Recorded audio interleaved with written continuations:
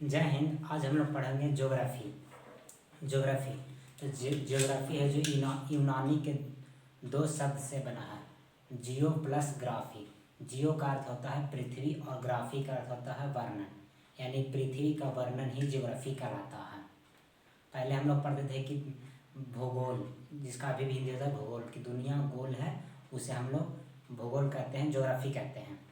लेकिन न दुनिया गोल है। पहले हम लोग कहते थे कि धरती जो पृथ्वी है जो संतरा के आकार का है, गोल है, तो ये चपटी को अति संतरा के आकार का है।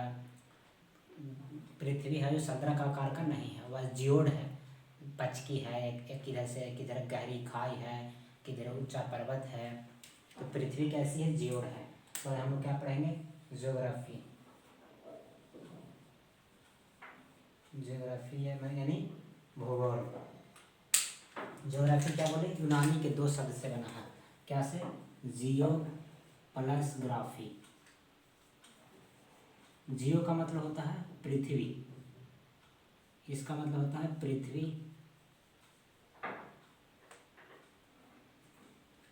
जियो का मतलब पृथ्वी,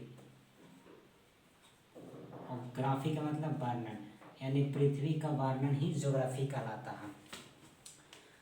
ज्योग्राफी कहलाता है। ब्रह्मांड किसे कहते हैं? तो आकाश में दिखने वाले समस्त आकाशीय पिंड ही ब्रह्मांड कहलाता है। ब्रह्मांड में सबसे ज़्यादा संख्या किसकी होती है? तारों की, स्टार। जो स्टार होता है सबसे ज़्यादा संख्या स्टार की होती है, स्टार की होती है। स्टार तारा का निर्माण कैसे होता है? तो तारा बनने से पहले वह सबसे पहले एक विरल गैस का गोला होता है, और वह जब संघनित होकर आपस में पास आ जाते हैं तो वह घने बादल के समान छा जाते हैं, और दहन की प्रक्रिया यानी जलने की प्रक्रिया द्वारा, जब संलयन विधि द्वारा हाइड्रोजन हीलियम में सब संलयन होता है तो तारा का निर्माण करता है। देखिए बताते हैं क्या ब्रह्मांड किसे कहते हैं? पहले तारा, स्टार, ये हो गया तारा यानी स्टार। तो क्या बताया मैंने कि पहले एक विरल गैस का गोला होता है, ये विरल गैस का गोला है।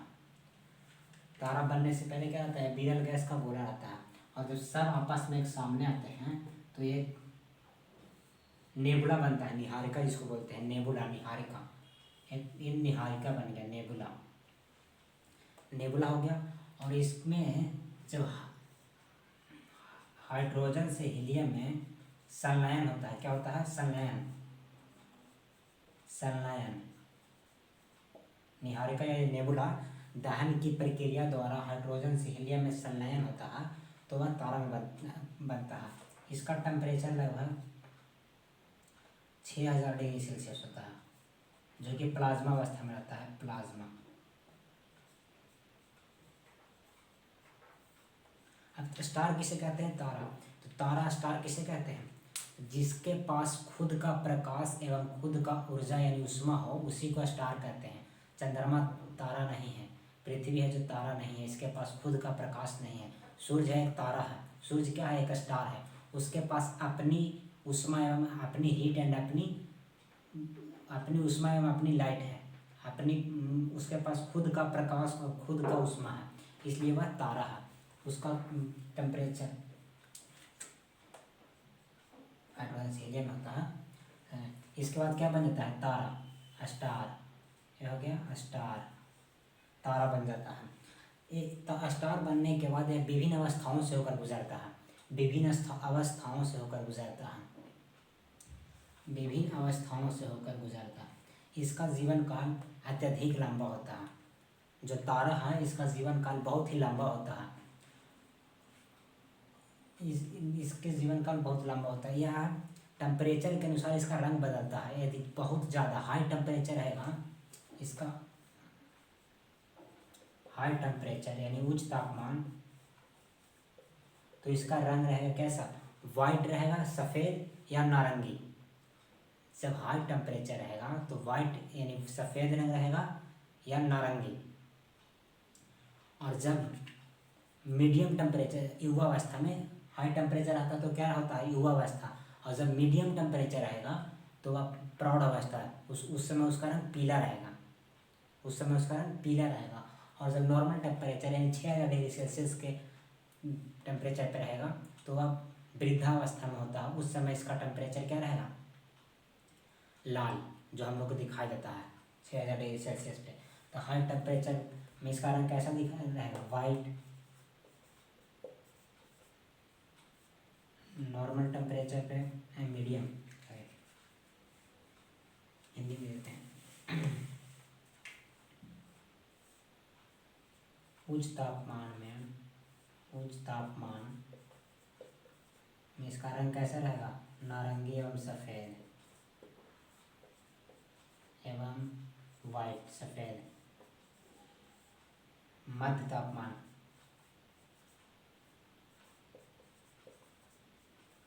में इसका कलर कैसा रहेगा, पीला। और वृद्धावस्था यानी निम्न तापमान में इसका कलर कैसा रहेगा, लाल। इस समय इसका 6000 डिग्री सेल्सियस तापमान रहेगा। इस समय इसका टेम्परेचर 6000 डिग्री सेल्सियस रहेगा। इसे कहते हैं युवावस्था, इसे प्रौढ़ावस्था, इसे वृद्धावस्था। अब देखिए स्टार होने के बाद तारा, जब इसका ईंधन अब इसके पास खुद का ईंधन है, और जब इसका ईंधन समाप्त होने लगता है तो रेड जाइंट, जिसको लाल दाना बोलते हैं, ये लाल दाना बन जाता है। और लाल दाना का आकार बहुत बड़ा होता है। जब इसका ईंधन समाप्त होता है तो वह लाल दाना बनता है, रेड जाइंट,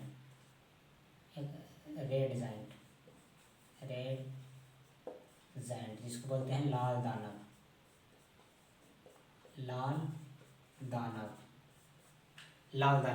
यदि लाल दानव का आकार, ध्यान से सुनना, यदि लाल दानव का आकार सूर्य के द्रव्यमान के 1.44 यानी 1.5 गुने से बड़ा होगा तो वह अभिनव तारा यानी विस्फोटक तारा बनेगा।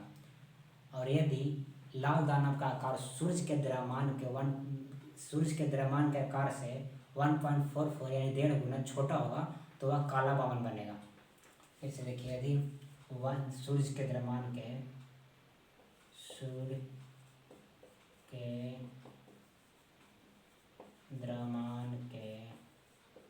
1.44 गुना से छोटा रहेगा तो वह क्या बनेगा, काला बामन, काला बामन, सॉरी सफेद बामन, श्वेत बामन। और इससे बड़ा रहेगा तो क्या बनेगा, गुना 1.44 से बड़ा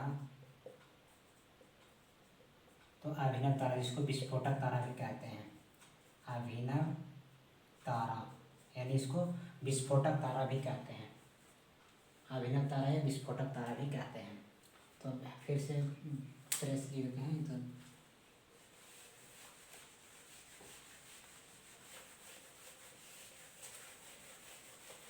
तो जब छोटा रहेगा सूर्य के द्रव्यमान से 1.44 यानी 1.5 गुना छोटा तो श्वेत बामन बनेगा। और बड़ा रहेगा, ये क्या था, विरल गैस का गोला, जब आपस में पास आ गया तो बना निहारिका या नेबुला बन गया। इसको निहारिका या नेबुला कहते हैं।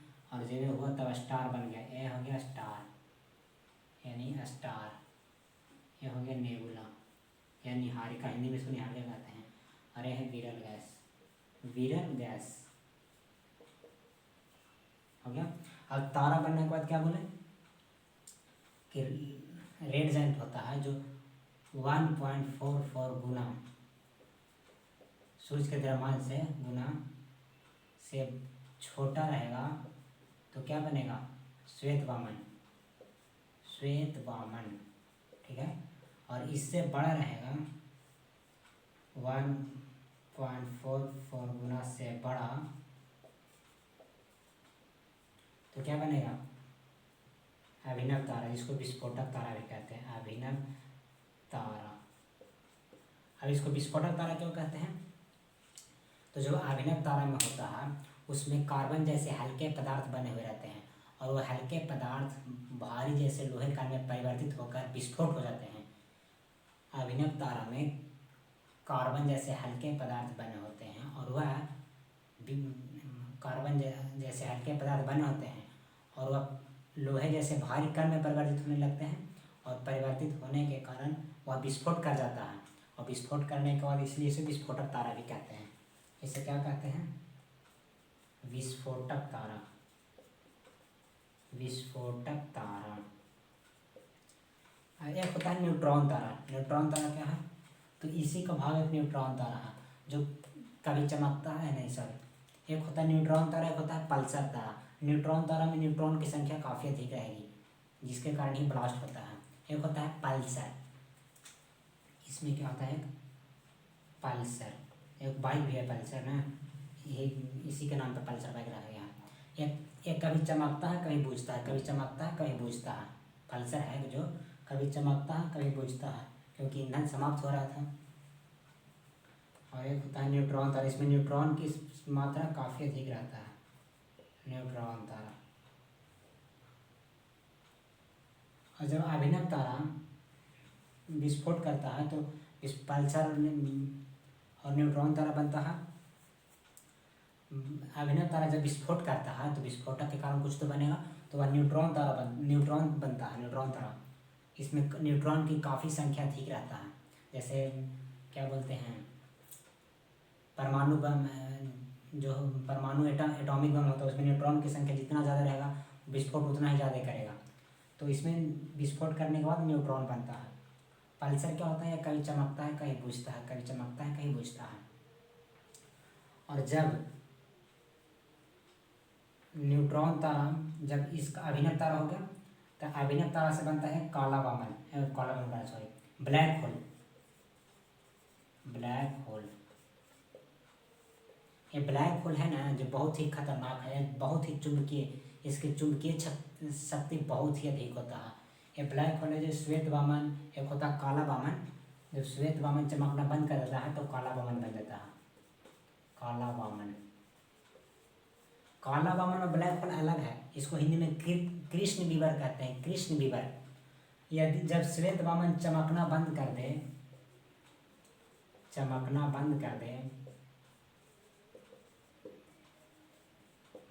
तो वह क्या बनेगा? काला वामन बनेगा। और यह अभिनव तारा विस्फोट के बाद जब विस्फोट होकर जो बनता है वो न्यूट्रॉन बनता है। एक पल्सर भी इसी का भाग है। और इसके बाद जब सभी छोटे छोटे तारे होते हैं, जब अंत होने लगते हैं तो अंत किस में जाकर होते हैं? ब्लैक होल में। और ब्लैक होल का घनत्व बहुत ही अधिक होता है, बहुत ही अधिक। ब्लैक होल, इसमें चुंबकीय शक्ति बहुत ही ज़्यादा होता है, चुंबकीय शक्ति। इसलिए ये आपस में जो नज़दीकी रहता है, छोटे छोटे तारे ग्रह, वो अपनी ओर खींच लेता है। यानी कहने का मतलब तारा का अंतिम किस में होगा? ब्लैक होल में। जब ईंधन समाप्त हो जाता है तो वह ब्लैक होल में जाकर अंत हो जाता है, ये अपनी ओर खींच लेता है। और श्वेत वामन से काला वामन का बनता है? जब चमकना बंद कर देता है तो वह श्वेत वामन से काला वामन बन जाता है। फिर से एक बार समझाते हैं। जब भी तारा बनने से पहले प्रक्रिया क्या है? पहले वह विरल गैस रहता है, छोटे छोटे, और जब छोटे छोटे विरल गैस पास आकर एक बादल के समान छा जाते हैं तो उसमें, तो वह जब बादल के समान छा जाते हैं तो वह नेबुला यानी निहारिका का रूप ले लेता है। इसे निहारिका या नेबुला कहते हैं। और वही नेबुला में जब दहन प्रक्रिया के द्वारा हाइड्रोजन से हीलियम में संलयन होता है तो वह तारा बनता है, स्टार बनता है। स्टार बनने फलस्वरूप उसमें अपनी ईंधन होती है, अपनी उष्मा होता है, और वही विभिन्न अवस्थाओं से होकर गुजरता है। जब टेम्परेचर बहुत अधिक रहता है तो उसे हम युवावस्था कहते हैं, यानी कि उस समय उसका रंग नारंगी या सफ़ेद यानी वाइट रहेगा। जब मिडिल टेम्परेचर या मध्य तापमान रहेगा तो वह उसका रंग पीला रहेगा। और जब नॉर्मल टेम्परेचर यानी 6000 डिग्री सेल्सियस रहेगा तो वह उसका रंग लाल रहेगा। और जब तारा देखो यहाँ तक हो गया स्टार। अब एक होता है लाल दाना, रेड जाइंट, लाल दाना। जब तारा का ईंधन खत्म होने लगता है, स्टार है तो अपना ईंधन सभी का धीरे धीरे खत्म ही होगा, तो जब खत्म होने लगता है तो रेड जाइंट बनता है, लाल दाना। और लाल दाना का आकार धीरे धीरे बड़ा बनने लगता है। तो जब लाल दाना का आकार सूर्य के द्रव्यमान से 1.5 गुना ज़्यादा बड़ा बना तो वह अभिनव तारा का रूप ले लेगा। और 1.5 गुना यानी लगभग 1.44 यानी 1.5 मान लो, और 1.5 गुना से कम बना आकार तो वह श्वेत वामन ले लेगा। और जब वही श्वेत वामन चमकना बंद कर देगा, क्योंकि चमकना तो बंद धीरे धीरे यहीं से कर रहा था, ईंधन खत्म हो रहा था, तो वही चमकना जब बंद कर देगा तो वह काला वामन का रूप ले लेगा। और अभिनव तारा, उसमें अभिनव तारा में कार्बन जैसे हल्के पदार्थ होते हैं और वह भारी लोहे जैसे भारी कणों का निर्माण करता है, तो वह विस्फोट होता है। विस्फोट के बाद न्यूट्रॉन तारा बनता है, न्यूट्रॉन तारा, और पल्सर बनता है। पल्सर कभी चमकता है, कभी बुझता है, कभी चमकता है, कभी बुझता है। इस पल्सर में भी चुंबकीय शक्ति बहुत ज़्यादा होता है और अंत में ब्लैक होल में जाकर समाप्त हो जाते हैं। ब्लैक होल में चुंबकीय क्षमता होता है, बहुत अधिक होता है, ये चमकना भी बंद कर देता है और इसका घनत्व काफ़ी अधिक होता है। इसका घनत्व 1 चम्मच अगर ब्लैक होल का आपका पार्ट मिल जाएगा तो 10 हाथी 30 हाथी के बराबर वजन है, इतना है। तो इस प्रकार ब्लैक होल की स्टार अभिनव तारा जब विस्फोट होता है, जो तारा होता है वो विभिन्न अवस्थाओं से होकर गुजरता है। इसका टेम्परेचर हम शायद गलत बता दिए थे। इसका टेम्परेचर जब हाई रहता है, जब इसका टेम्परेचर उच्च तापमान पे क्या रहेगा, उच्च तापमान, जब इसका टेम्परेचर उच्च तापमान रहेगा तो इसका कलर कैसा रहेगा, उच्च तापमान में रहेगा नीला, हम शायद गलत बता रहे थे, नीला एवं सफ़ेद, नीला एवं सफ़ेद। और जब मध्य तापमान रहेगा, मध्य मिडिल टेम्परेचर, मध्य तापमान, तो इसका रहेगा नारंगी, हम शायद पीला बता दिए थे, हमें यहीं पे शायद गलत कर दिए थे। जब उच्च टेम्परेचर रहेगा तो नीला रहेगा एवं सफ़ेद, और जब मध्य तापमान प्रौढ़ अवस्था में रहेगा तो नारंगी रहेगा। और जब नॉर्मल टेम्परेचर यानी कि निम्न तापमान रहेगा तो इसका कलर रहेगा लाल, यानी मिनिमम रहता है 6000 डिग्री सेल्सियस, जो कि प्लाज्मा है, प्लाज्मा अवस्था में। हम शायद कुछ देर पहले गलत बता दिए थे। इस प्रकार तारा का स्ट्रक्चर हमने स्टार यानी स्टार का स्ट्रक्चर हम लोग आज कंप्लीट कर लिए। अब आगे का क्लास और भी कल पढ़ेंगे।